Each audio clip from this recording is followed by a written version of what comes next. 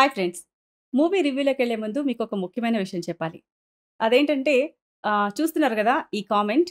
ఒక సబ్‌స్క్రైబర్ "ఈ వీడియో మీది కాదు కదా! మీరు బ్యాక్‌గ్రౌండ్ వాయిస్ మాత్రమే ఇస్తున్నారు కదా!" అనేసి ఒక కామెంట్ చేశాడు.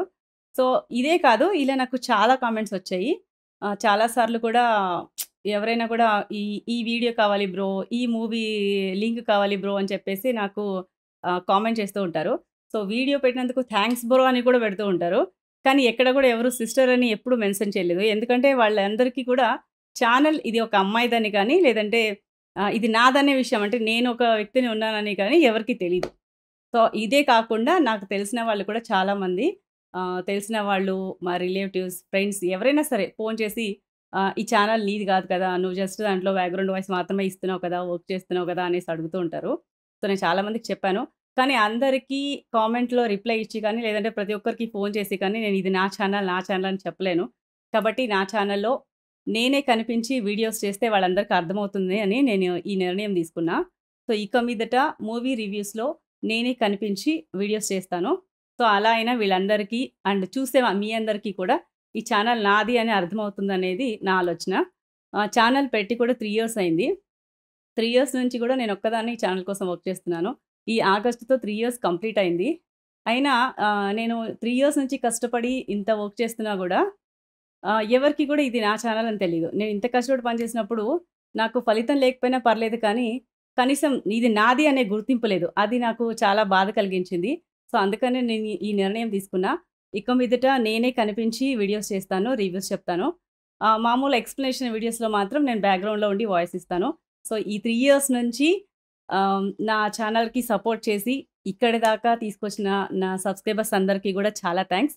ఇక మీదట కూడా మీరందరూ ఇలాగే నాకు సపోర్ట్ చేస్తారని కోరుకుంటున్నాను. సో, ఇక మూవీ రివ్యూలోకెళ్దాం. 'సరిపోదా శనివారం' ఇక మూవీ విషయానికొస్తే ఎలా ఉందంటే ఆహ్, యావరేజ్‌గా ఉంది. సో, యావరేజ్‌గా ఉందని ఎందుకు జెప్తున్నానంటే, ఈ మూవీలో స్క్రీన్ ప్లే చాలా రొటీన్‌గా ఉందనమాట. ఎందుకంటే ఇంతకు ముందే మనం ఇలాంటి చాలా స్క్రీన్ ప్లేస్ చూసేసుంటాం. చూసాం గూడా. ప్రతి సీన్ కూడా దీంట్లో ఈ సీన్ వస్తుంది అనంగానే ఆల్రెడీ మనం ఆ సీన్‌ని గెస్ చేయొచ్చు. నేనైతే చాలా సీన్స్ గెస్ చేశాను. అట్లనే చాలామంది ఎక్కువ సినిమాలు చూసేవాళ్ళు కూడా నెక్స్ట్ ఏం సీన్ వస్తుందో గెస్ చేసేస్తారు.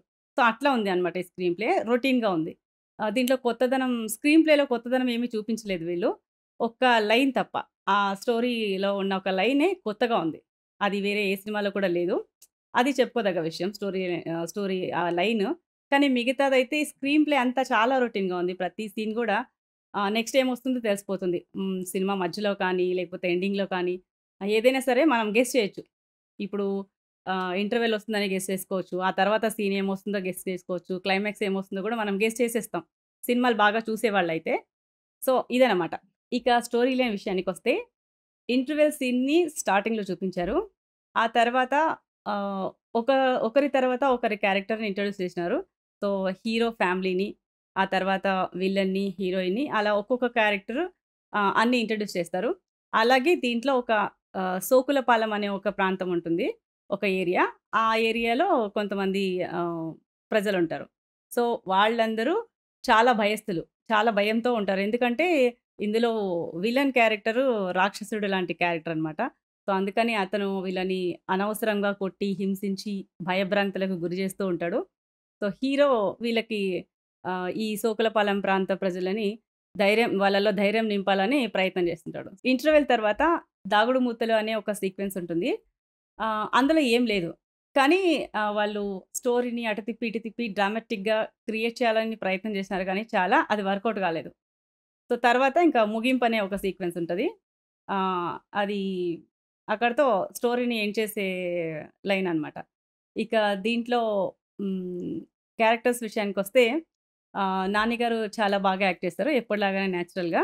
సో, నేచురల్ స్టార్ కాబట్టి ఆయన యాక్టింగ్‌కి పేరు పెట్టేదేం లేదు. చాలా చేస్తారు. ఇంకా 'ఎస్‌జే సూర్య' గురించయితే స్పెషల్‌గా చెప్పాలి.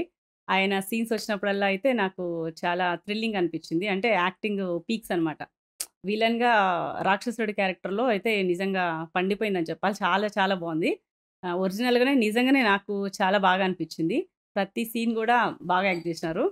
ఆయన సీన్స్ కోసమే ఈ సినిమా జూడాలి. ఇది నేను చెప్పేది. సో, ఎవరి అభిప్రాయం వాళ్ళది. ఇది నా అభిప్రాయము. ఆయన సీన్స్ కోసమైనా ఈ సినిమా చూడొచ్చు. అనేది మెయిన్ పాయింట్. ఆయన యాక్టింగ్ ఈ సీన్స్‌లో ప్రతి సీన్‌లో గూడా ఆయన బాగా చేసినాడు. పీక్స్ అని చెప్పాలంతే. సో, ఆయన కోసం ఈ సినిమా ఖచ్చితంగా ఒకసారి చూడొచ్చు. సో, ఇది ఫ్రెండ్స్ ఇవాల్టి రివ్యూ. మళ్ళీ ఇంకో మంచి మూవీ రివ్యూతో మీ ముందుకొస్తా. Thanks for watching.